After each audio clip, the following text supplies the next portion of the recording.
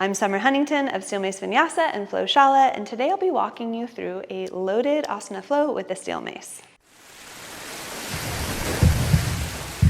Now I'm here filming today, wrapping up the last few flows of a new program called Warrior Strength, where I merge clubs and steel mace vinyasa together, and my body is nice and warm. And so I wanted to take a little time to demonstrate a couple of loaded poses and how they might actually help you open up your sticky thoracic spine. So a common pose that you might see in a yoga class is a twisted chair. So in yoga without load, it looks like this. You take your hands to your hips, you bend your knees, and you come into your chair pose. Maybe your arms are up and maybe your hands are at prayer. And then the yoga teacher asks you to twist, and most people are like, and they can't really go very far. And so my job is to help create movement patterns and conditioning drills that will allow you to actually twist into that chair. So observe, here is my loaded twisted chair, steel mace vinyasa style. So I come into my chair, grab with an over grip, row the mace to the chest. So I'm activating my rhomboids, activating my lats, full grip conformation. And then you can twist your mace and hook the elbow on the outside of the knee and generate a twist. Having something to twist against allows you to get a little bit more sensation and more kinesthetic feedback to recruit the proper muscles to actually generate a twist.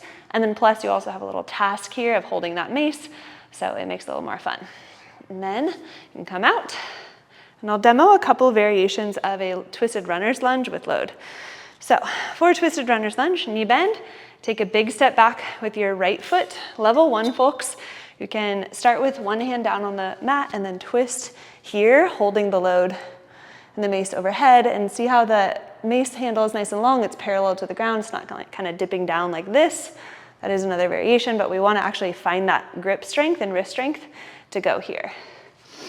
More advanced variation, you can use the mace to generate a twist, turn on the back glute, wring out the spine like a washcloth.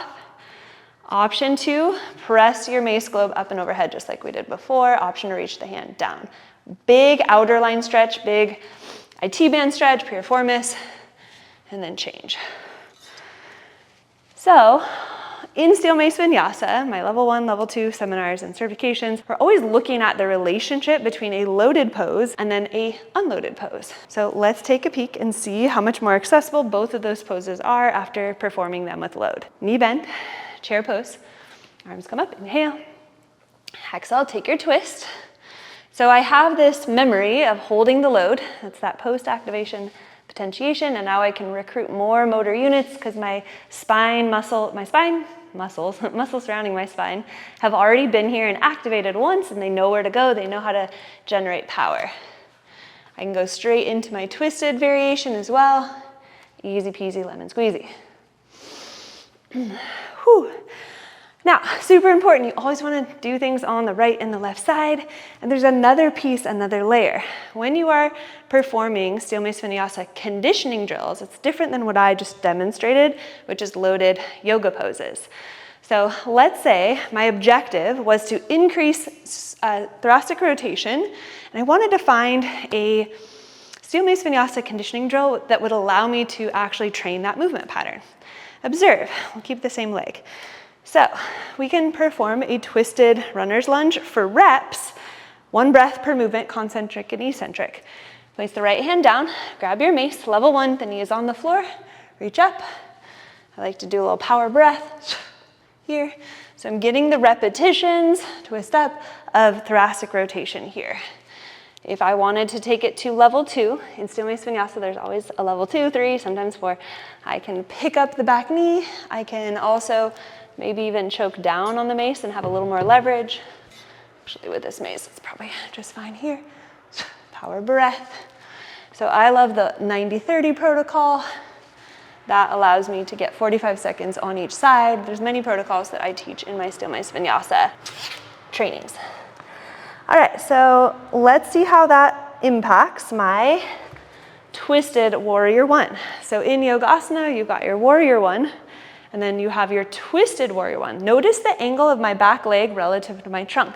I rotate my trunk, keeping that angle, hook the elbow on the outside of the knee, get a little fleshy part of that tricep, twist, twist, twist. Feels super good on my upper mid back. Maybe I'm extending my arms. I slowly come up, boom, and I add a little flow.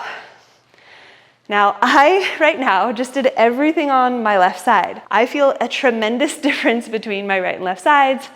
And so if you're watching at home and you're following along, you're probably really wanting to try it on the other side. Let's go through it. And it'll be nice because as you're watching at home, you can see the different angles. You can see the back body instead of the front body. If you're observing, if you're actually practicing, definitely rewatch this video and try it out. I always recommend like a 5-pound mace to start. And then my original yoga program that I created had like 3 and 5 pound clubs, and they were short and skinny way before the mace became popular. So that's also a great option as well, the Kinesiolyoga program. All right. So here we go, hands to the hip bones, knee bend, pick up your mace in a spine intelligent way, row the mace to the chest, take your twisted chair, wring out the spine, wring out the mace as well, ripping and crushing, full grip confirmation. Maybe you want to take it into a little bit more extension, more load, that's up to you.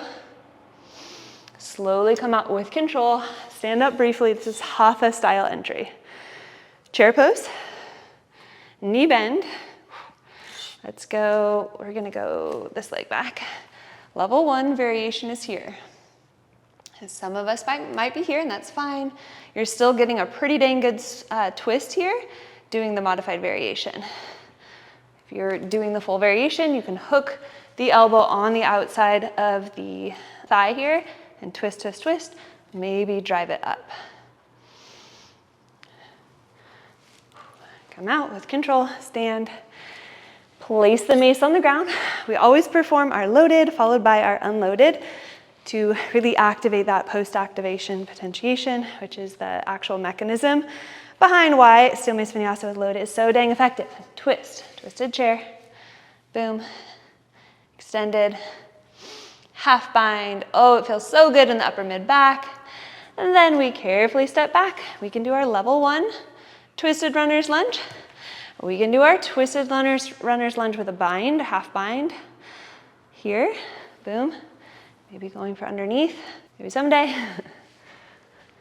So now you've seen it loaded and unloaded on both sides. I'm still able to talk through. Those are very challenging asana or postures that are often taught in a yoga class, and most people just don't have the mobility or the activation of the musculature or the strength to hold those poses, and so it can be really defeating.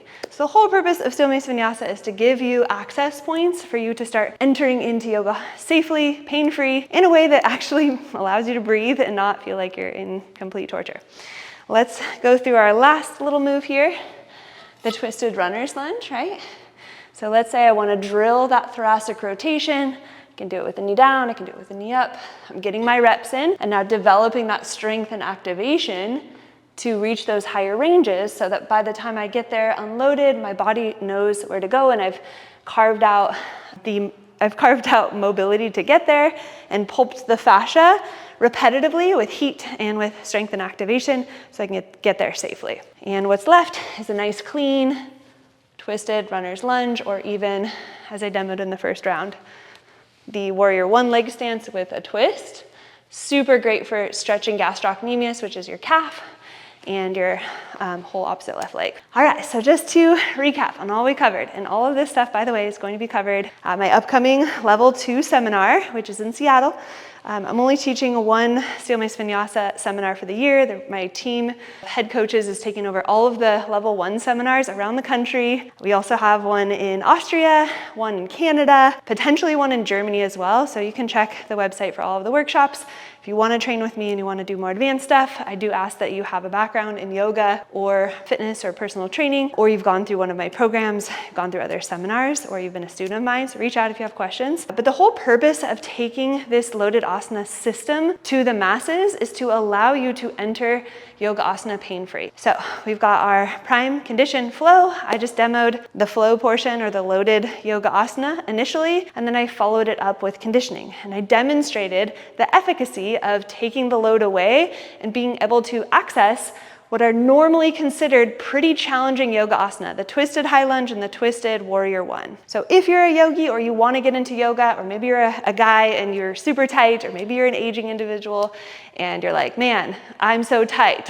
The only way you get not tight is by training mobility. Adding load to your asana adding loaded asana conditioning drills to your either training program, or if you're sedentary, like picking up Steel Mace Vinyasa 101 is going to get you more mobile more quickly than just attending a yoga class alone. And I know I'm gonna get a little kickback from the yogis, but yoga needs load to be a complete training system.